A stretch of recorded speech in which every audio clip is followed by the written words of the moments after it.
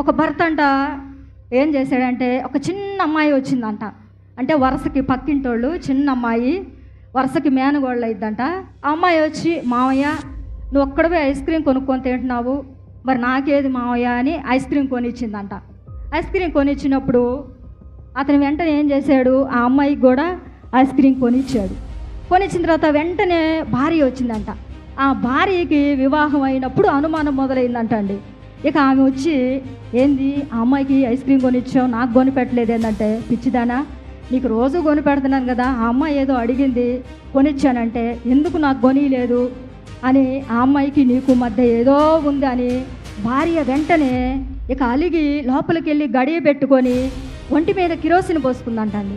Kerosene పోసుకొని, ఇక నేను చనిపోతున్నాను, నువ్వు ఎట్లే ఉంటావు, నువ్వు మారవని భర్త మీద కోపంతో లోపలికి వెళ్ళేసి గడియ పెట్టుకుంది, ఒంటి మీద కిరోసిన్ పోసుకుంది, నిప్పండి చేసుకుంది. కాలిపోయిందండి. ఆ భర్త టెన్షన్తో వస్తున్నాడు.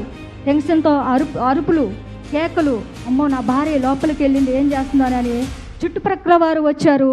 వచ్చి అవుతున్నా హల్లెలూయా హల్లెలూయా ఆ చుట్టుప్రక్కల వారు వచ్చి తలుపు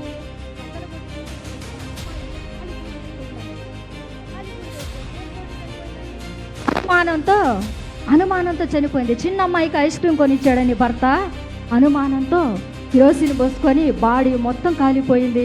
90% ఆమె కాలి బూడిదైపోయిందంట. హల్లెలూయా.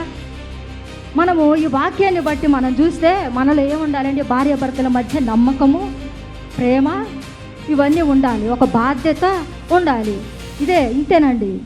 కాబట్టి దేవుడు మనకి ఎంత స్పష్టంగా బయలుపరుస్తున్నాడంటే, భర్త కూడా అన్ని విషయాల్లో కూడా భార్యని ప్రేమించి భార్య మాట వినాలి, భార్య కూడా భర్తకు లోబడే జీవితము ఉండాలండి. వీరిద్దరి మధ్యన ఈ ప్రేమ, ఈ సమాధానము లేకపోతే ఆ కుటుంబంలో గొడవలండి. ఇక నరకంలాగా ఉంటుంది. కొట్టుకోవటం, నువ్వెంత నేనెంత అనుకోవటం, కొట్టుకోవటం, విడాకులు అయిపోవటం, లేదంటే నేను మా పుట్టింటికి వెళ్ళిపోతాను, ఇక నీ బ్రతుకే, నా బ్రతుకే, ఇక బిడ్డలు వారి బ్రతుకు వారిదైపోద్ది. కాబట్టి ప్రభువైన దేవుడు సెలవిస్తున్న మాట ఏంటంటే, ప్రేమైన సహోదరుడా, ప్రభు సన్నిధికి వచ్చిన నీవు ఈ భర్తను ప్రేమించాలి. భర్తకు మీద అనుమానం అనేది మనలో ఉండకూడదండి. భార్య కావచ్చు, భర్త కావచ్చు, నమ్మకం అనేది ఉండాలి.